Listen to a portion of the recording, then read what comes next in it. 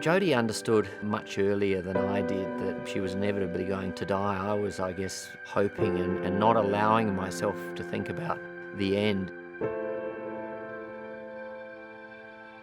It was a Thursday night and I was away with my team, and Jodie rang me complaining of some abdominal pain, and we really didn't think anything of it. I knew very little about bowel cancer, and Jodie was fit, healthy, no family history, 39 years old.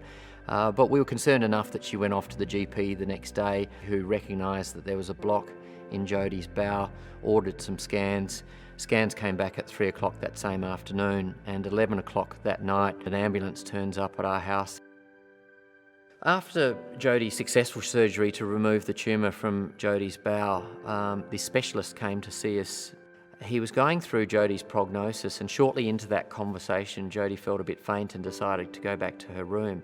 And so I was left with the specialist, and following a lot of medical speak, the obvious question was, well, what does all that mean? And he told me that the cancer had spread to her lymph and her liver, and that she had stage 4 bowel cancer, and at best she had 2 years to live. And that news just hit me like an absolute sledgehammer, and I'll never forget going up to Jodie's room and sticking my hand on the door handle and thinking, what the hell am I going to say to her? I was there for what seemed like an hour. I'm sure it was only 30 seconds. We sat the kids down and told them that Jodie wasn't going to make it, and we didn't want to scare them, but we wanted to give them the opportunity to talk to us about what was on their mind. Sitting them down and in that conversation thinking, right, I've got to be the strong one here, and I'm going to be the one that needs to deliver this message, and got 3 words in and couldn't continue. And Jodie was remarkably strong, and I guess until you find yourself in a situation like this, you don't know you have this incredible strength. Bowel cancer is the second most common cause of cancer-related death in Australia, but it doesn't have to be. If detected early enough, up to 90% of bowel cancer cases can be treated successfully. Today, we are introducing an action plan called BEAT. B is for be healthy and active. By amending your diet and your amount of exercise alone, experts say we could prevent 25% of all bowel cancers from even developing in the first place. Do you know what I'm talking about? Less red meat, less processed red meats, things like pastrami's and salamis, more bread, more fibre-rich foods, more vegetables, more fruit, less alcohol, don't smoke, exercise more. Those things alone, and if they sound familiar, that's because that's the sort of stuff us doctors are banging on about all the time, they could prevent about 1/4 of bowel cancers. E is for explore your family history. What we do know is that having a first-degree relative, that's mother, father, sister or brother, with bowel cancer does increase your risk, and the more family members you have with bowel cancer, the higher your risk, but we can't give you an exact mathematical formula on that.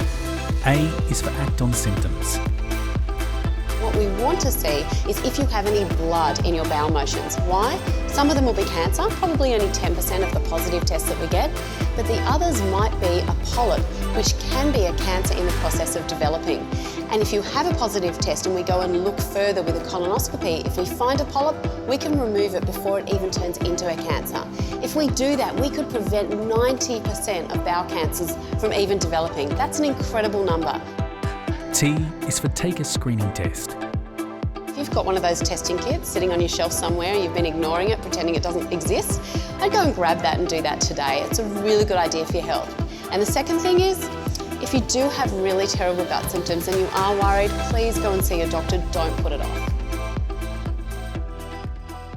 The final moment where I realised that it was just so close was when she had to go to hospital in December, close to Christmas, to have some fluid drained from her abdominal region.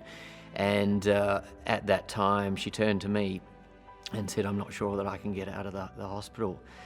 And that's when you understand that your time is gone, and a lot of your time is stolen from you anyway because she's sick and she needs to sleep. And this sense of urgency around, it can't be the end. I've got so much I want to say or do, or just even spending time in silence next to each other.